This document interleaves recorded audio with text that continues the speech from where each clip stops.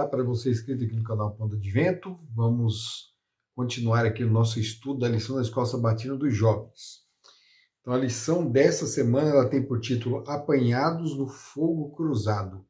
A tirinha do início da lição ela só tem 2 quadrinhos. Um com uma fila cheia de pessoas, né? Num balcão onde está escrito assim, profissão de fé. E no outro, uma fila pequena com 4 pessoas apenas, também num balcão, como se fosse uma bilheteria ali, escrito caráter de Cristo. Então você tem 2 filas, você tem 2 categorias de pessoas aqui. Uma multidão, que só tem aparência de cristão, né? Só professam a crença, e você tem uma minoria que realmente reflete o caráter de Cristo. Então a lição ela vem falando justamente sobre isso, porque ela vai falar da parábola do joio e do trigo. Então vamos ler a parábola e depois vou fazer um breve comentário. Mateus capítulo 13, a partir do verso 24. Jesus lhes propôs outra parábola dizendo: o reino dos céus é semelhante a um homem que semeou boa semente no seu campo.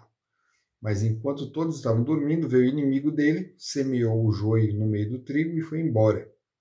E quando as plantas cresceram e produziram fruto, apareceu também o joio. Então os servos do dono da casa chegaram e disseram: patrão, o senhor não semeou boa semente no seu campo? De onde então veio o joio? Ele, porém, lhes respondeu: um inimigo fez isso. Mas os servos lhe perguntaram: o senhor quer que a gente vá e arranque o joio? O dono da casa respondeu: não, porque ao separar o joio, vocês podem arrancar também com ele o trigo. Deixem que cresçam juntos até a colheita.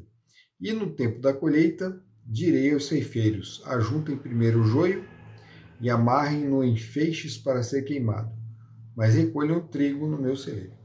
Então, você tem aqui uma parábola, uma das mais conhecidas, né? Virou até, a gente usa, né, como provérbio até essa expressão, joio e trigo, porque ela representa bem, ela descreve bem como funciona o meio, né, o meio cristão, o mundo cristão.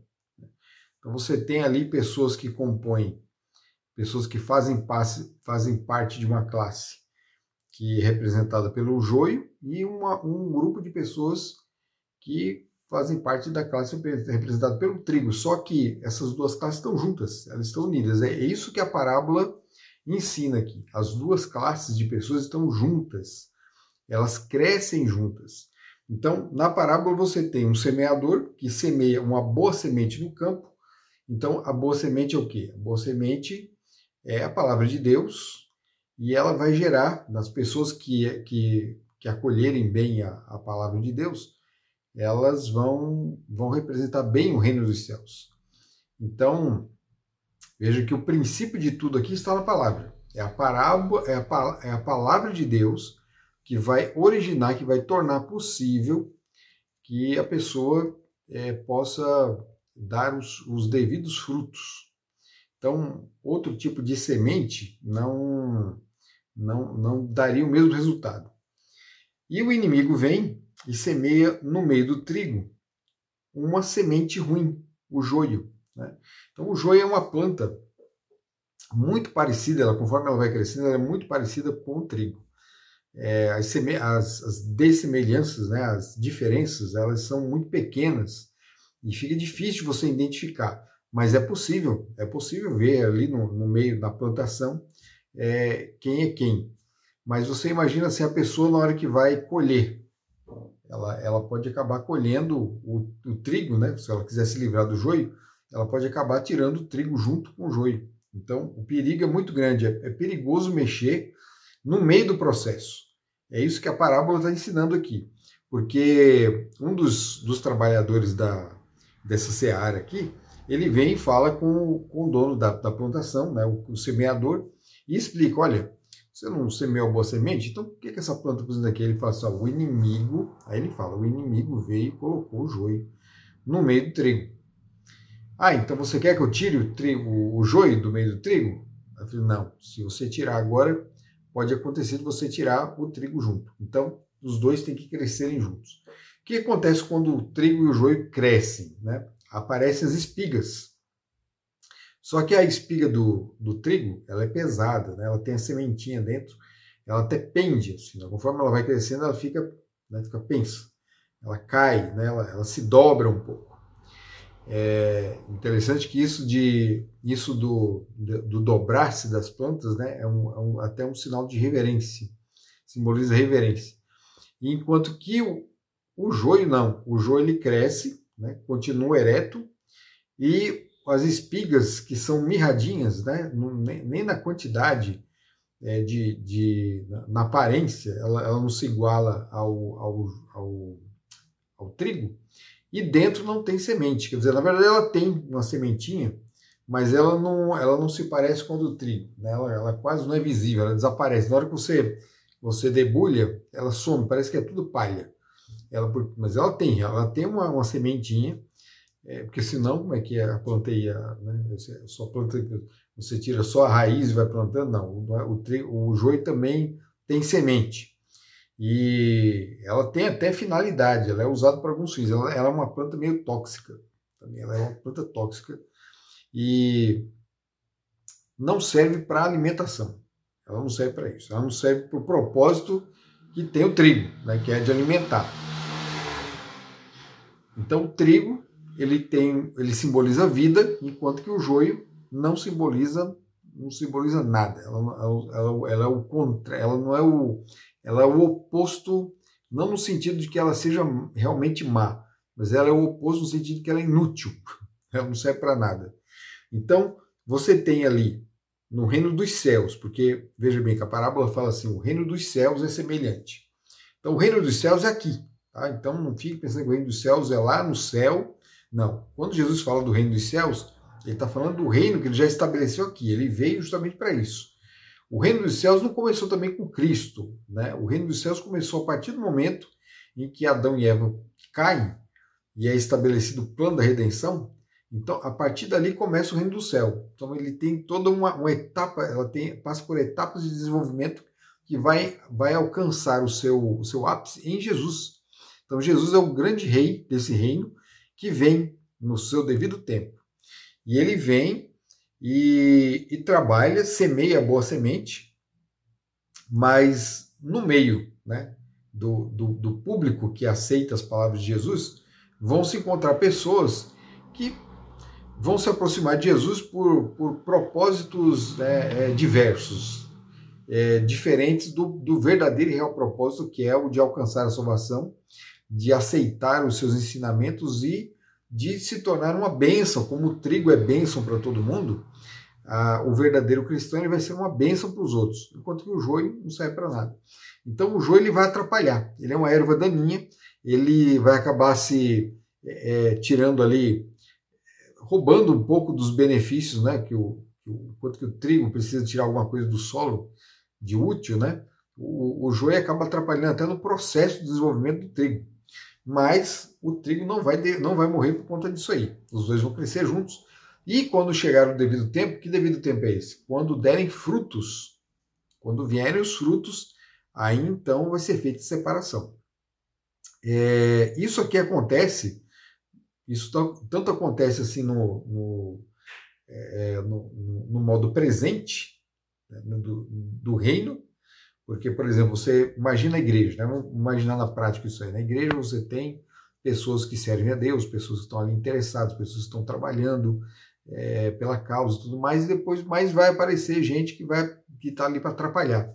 E quando essas pessoas derem os frutos, né, derem os seus frutos, e se tornar visível o propósito dessas pessoas, né, então vai ser necessário que elas sejam afastadas. Elas serão afastadas do meio do trigo. Né? Esse joio vai ser afastado do meio do trigo.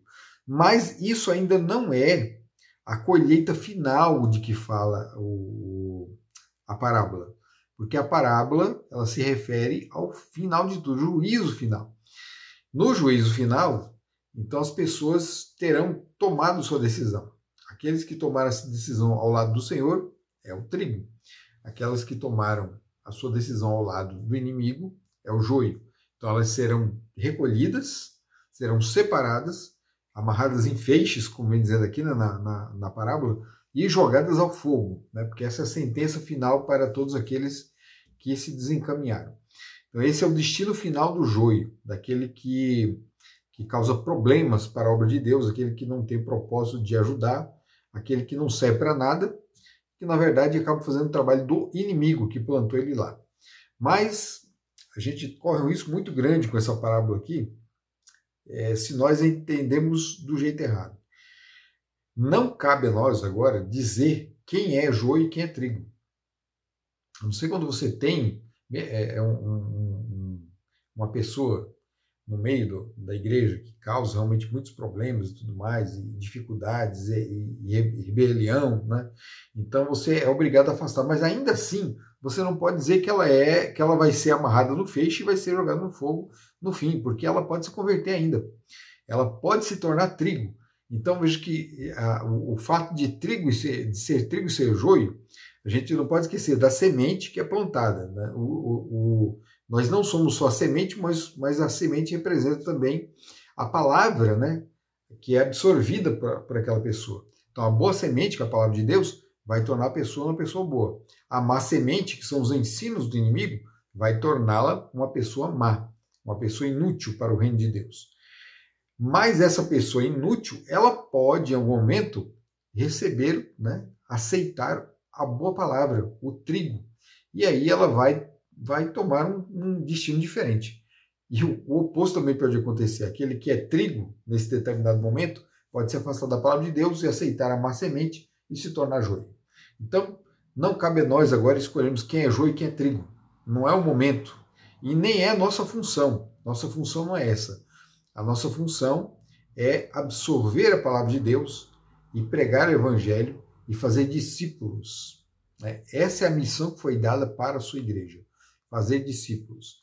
E não definir quem é joio ou trigo. Tá? A gente não pode confundir a situação que eu mencionei, quando você tem um problema na igreja, uma pessoa complicada, e que é necessário o afastamento dela. Isso não é a condenação dela. Essa pessoa se afasta, ela é disciplinada justamente para que ela possa cair, né, em si e tomar uma decisão que pode ser para uma bênção na vida dela. Ela pode resolver trilhar o caminho do Senhor corretamente, ou não, né? Ela pode seguir o caminho oposto, mas vai seguir distante da igreja para não atrapalhar todo mundo lá. Então, o destino final não nos cabe, não nos compete o julgar, entendeu? A parábola do joio e do trigo, do joio e do trigo, na verdade, é uma parábola que existe para a nossa introspecção. Eu sou joio ou eu sou trigo? Esse é o mais importante. O mais importante não é você ficar procurando na igreja quem é joio e quem é trigo. O mais importante aqui é você saber se você é joio ou se é trigo. Se eu sou joio ou se sou trigo. É isso que vale. E quem vai ajudar nessa introspecção é o Espírito Santo.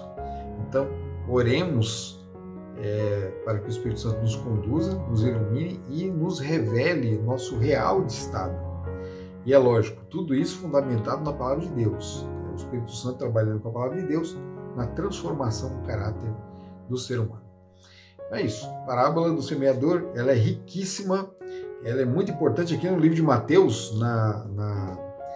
nesse capítulo 3 de Mateus, nós temos muitas outras parábolas. Leiam as parábolas, procure entender, procure ir se familiarizando com o linguajar das parábolas, com os símbolos que se encontram ali, porque isso vai ser muito útil na compreensão também de outras passagens, em outros momentos, nas cartas de Paulo, no livro de Apocalipse, tá certo? Então, Deus abençoe você. Até o nosso próximo vídeo. Tchau.